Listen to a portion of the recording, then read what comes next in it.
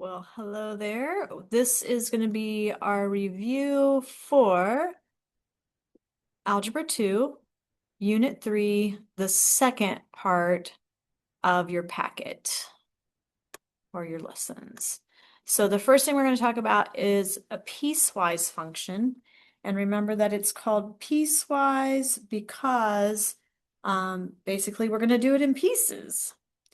Um, and so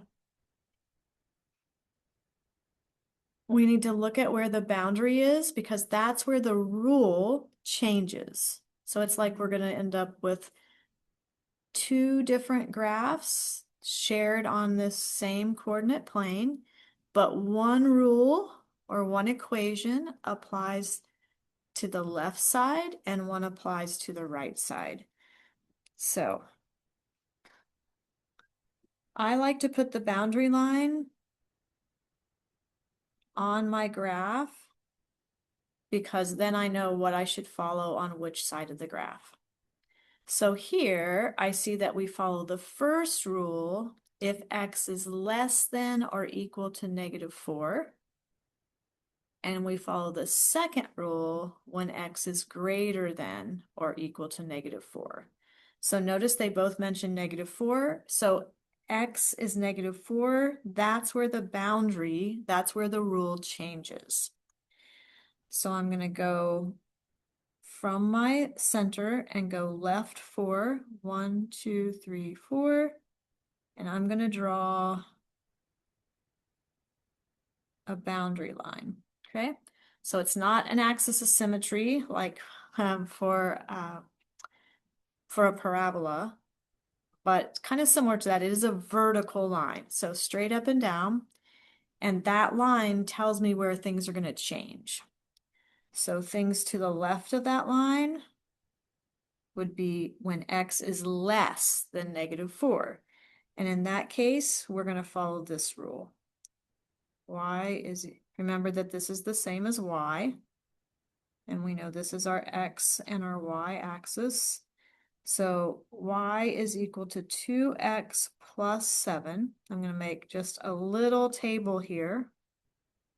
An x and a y.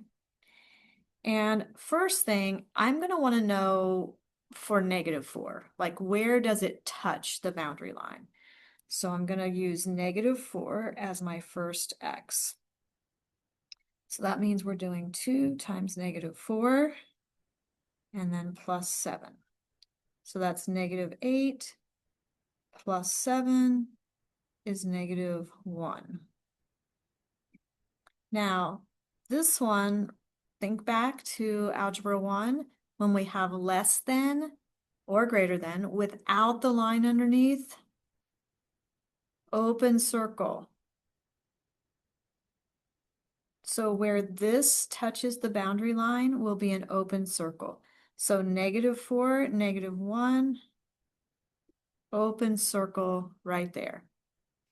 And then I need to pick another point or another x to find a second point. It's just 2x plus 7, so it is going to be a straight line. It's going to be linear. You could go right next door, but I'm going to go just a couple. Make sure they're to the left. We need to pick something else to the left of the line. So I'm going to choose -6. And then I need to work through again to find the y for that. So 2 times -6, -12, plus 7, -5. So -6, so from the center, 1, 2, 3, 4, 5, 6 to the left, and then -5 for the y. 1, 2, 3, 4, 5. So I started counting from here in the middle. I went 6 to the left and then down 5. And that gave me this point. And then now I can connect my open circle and that point. I can connect and extend, draw an arrow on the end because it does keep going. It is linear, so it's not going to be like a parabola shape. It's just a straight line. So 2 points, I can connect them and I have a straight line. If you had used -5, you would have gotten this point right here. If you connect, it's still the same straight line. So now we know what's happening on the left side. May not have managed my room great here, but now we're going to do what's on the right side. So again, this time it says y is -1/4 x. Now, if you have a fraction that you have to multiply by, you will want to use numbers that have a factor of 4, or numbers that are a multiple of 4, like 4 or -4 or 0 or 8, so that it stays on the graph and that it's not a decimal. We really don't want to deal with a decimal. The first number we need to use is our boundary number. So we're going to use -4. So that means we're doing -1/4 times -4. So you could use the fraction button on the calculator. You can also think when I'm multiplying by a fraction, I'm multiplying by the top and dividing by the bottom. So -1 times -4 is 4. And then we also have to divide by 4. So 4 divided by 4 is 1. Or you might think of the 4's canceling. And then -1 times -1, also 1. So I need to go from there. So -4, 1. This one, closed circle. This is going to have a closed circle on the boundary line because it has the or equal to line. So -4, we know that's the boundary line, +1. So that's here, closed circle. Now I need something else to the right. The piecewise functions can't use the same x's. So one applies to the left with numbers that are less than -4, and one rule applies to the right where they're greater than -4. 0 is a good choice. So sometimes 0 is to the left of your boundary, sometimes it's to the right. 0 is to the right, so we can use 0 here. And fraction or not, anything times 0 is 0. So this will be 0, 0. So from the origin, I don't need to go left or right. I don't need to go up and down. It's just right there at the origin. And now we're going to take those 2 dots. We're going to connect and extend and write an arrow on the end that's heading to the right.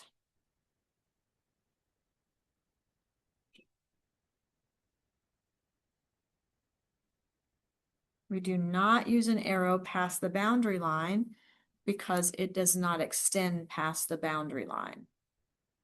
Boundaries are things we don't cross.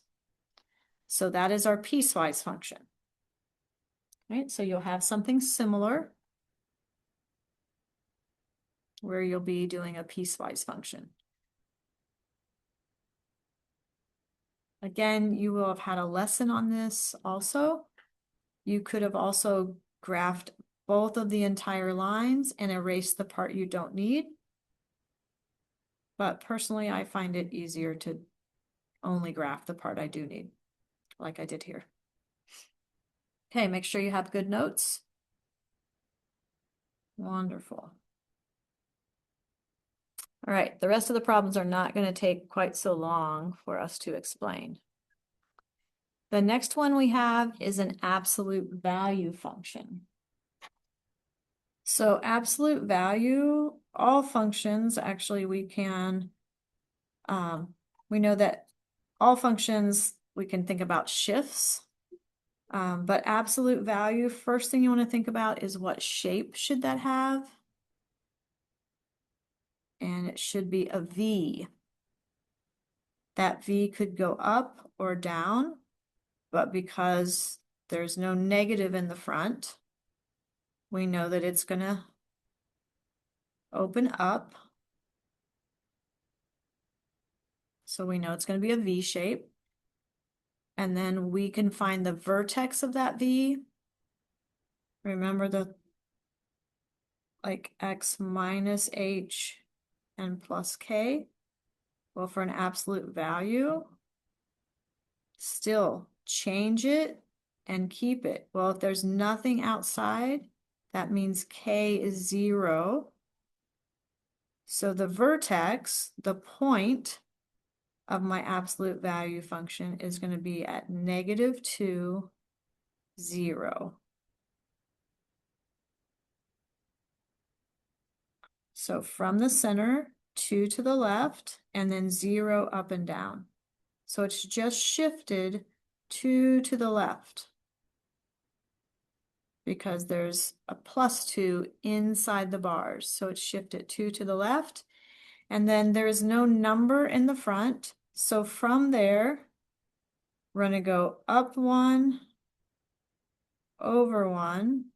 We're going to use that. That's our slope for each side. So we're going to go up 1, over 1 to the right. And we're going to go up 1, over 1 to the left. So from here, up, over, from the dot, from the vertex, not from the center now.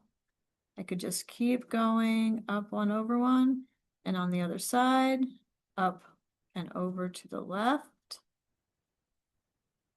Remember, it's going to be a V. And that V would just continue. You don't have to make as many dots as I made, but more dots will help you make a straighter line and keep things more accurate. So there's our absolute value function. So for sure, need to pay attention that it is a V, that it is going up, and that that vertex is in the right place. If the +2 were on the outside, that would have meant from the center it was shifted up instead of left. Could also make a table, but most people that is not particularly helpful because sometimes they end up with just lots of points on one side instead of both sides.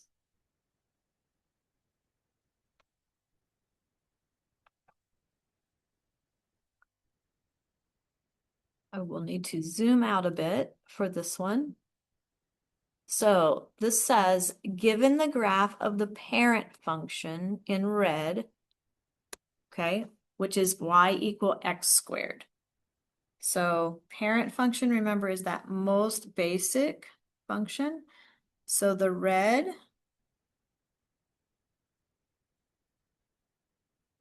is that red one. So what is the equation for the function that is graphed in blue? Well, if you look at it, you can see that it has the same shape.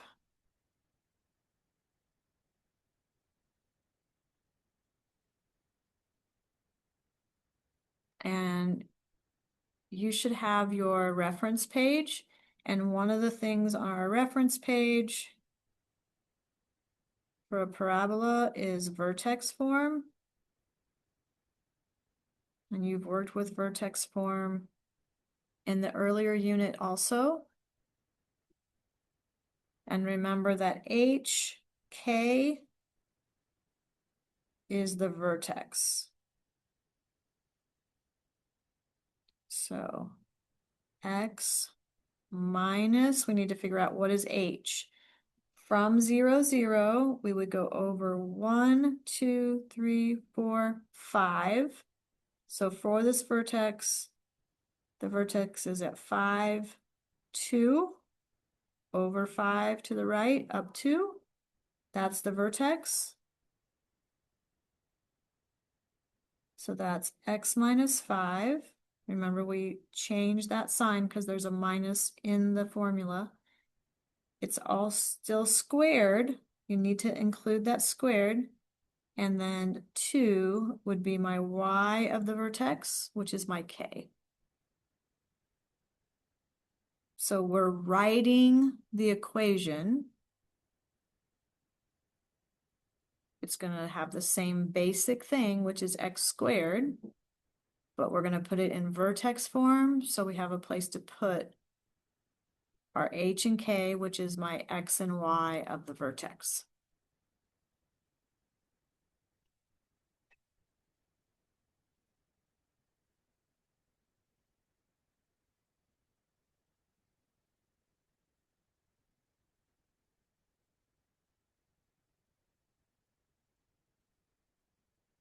And then it asks, what is the domain and range of the function graphed in blue? So not the red one, the blue one. So you may remember from the past lessons or from this unit that domain for a parabola is all real numbers. So you could write that fancy double bar R to mean all real numbers, or you could still use negative infinity to positive infinity to mean all real numbers.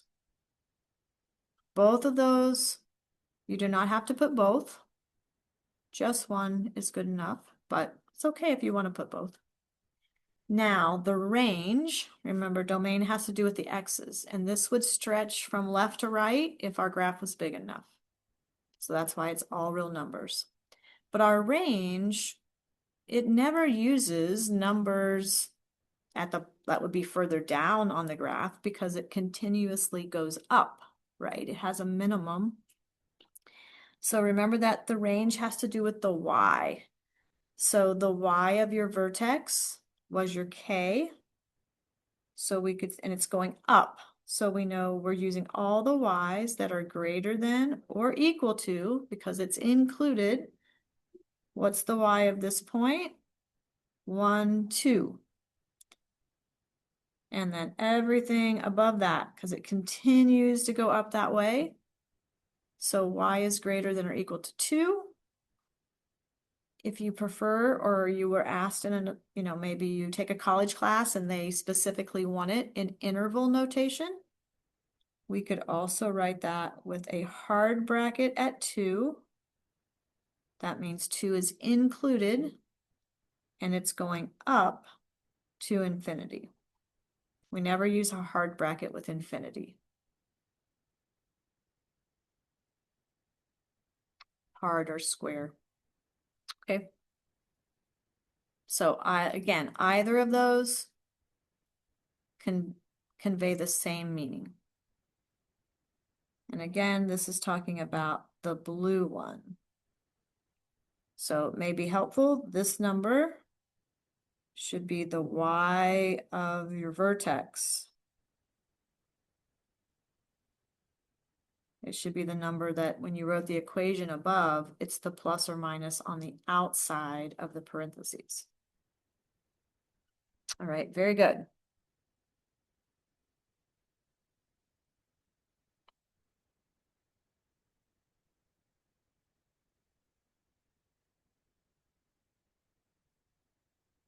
So now we're going to describe the transformation. So we're going to tell how the parent function would be changed because of what's happening to it. So a few general rules is if it's outside, something outside moves it up or down. shifts it up or down. Inside or under a symbol,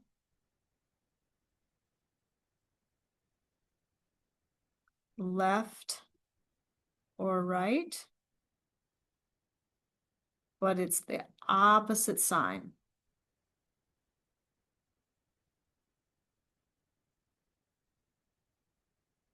And then if there is a negative at the front, so multiplying by a negative, or we could say A is negative, then it is flipped. We could call it flipped, reflected, or inverted. Makes it go upside down, okay? So those are some general things. Hopefully you can write them a little smaller, but those are the kind of things we're gonna be using to answer these questions. So before we answer the specific questions, just a rundown of what kinds of things.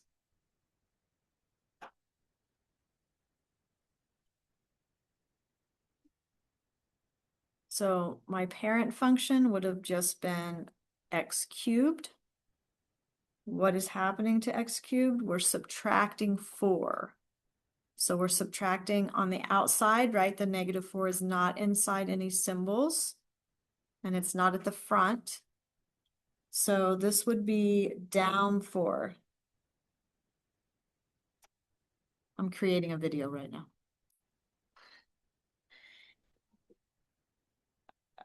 In about 10 minutes. Thanks. So the next one has 2 things going down on. That's why there are 2 lines for your answer. Part of it, we have +5.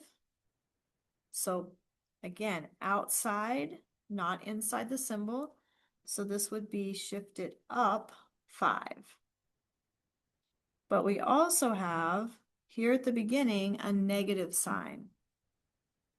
So this means it's flipped.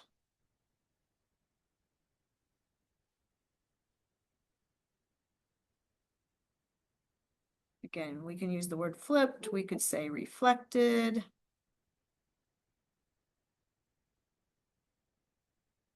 Or we could say inverted. You don't have to say all of those words,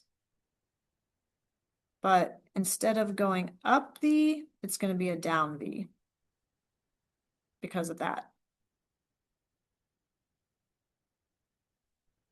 I don't recall which word I used more commonly in the lesson. So any of those, but it makes it open upside down. Okay. And then in C, we have 2 things, subtraction and an addition. So we've already had some that were on the outside. So we know that this one on the outside, when it's being added, does what it says. This is up 3. But the one on the inside, I see -2, but the opposite, so this would be right 2. So if it's positive inside, we're going to go left. If it's negative inside, we're going to go right. So for the next one, you're going to be writing the equations. So our answers are going to kind of look similar to these problems above.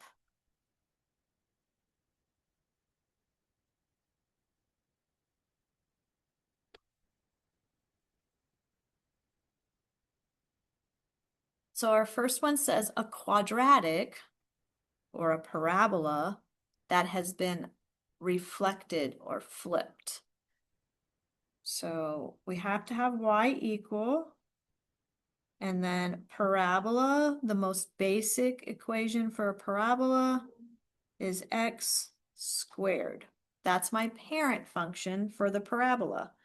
But this parabola has been reflected or flipped over. So what makes it flip over? when we have a negative in the front. So you need y equal negative x squared.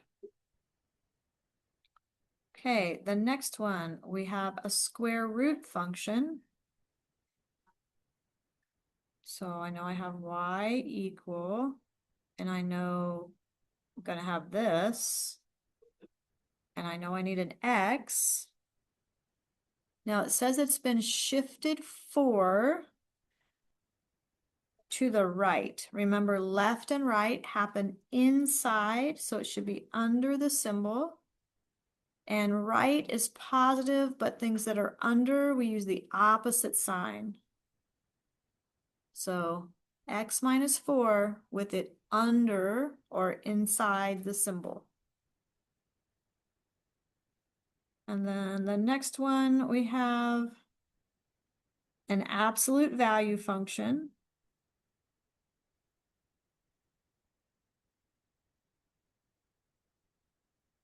So I know I have to have that.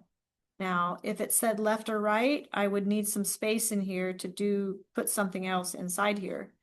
But in this case, it doesn't say left or right. So I could have put my bars closer to my x. Up 3. So up happens on the outside, and it is the sign it says. So up is a positive thing, and outside doesn't change sign. Okay? So left and right go inside either parentheses or inside the absolute value or inside or under the bar. Up and down are added or subtracted on the outside of the symbol. And reflected, also known as flipped, would mean there's a negative at the beginning in the A position. Okay, so again, you're having quizzes more frequently, but then there's not as much to know for each quiz. I believe in you. You got this. I know you're going to do awesome.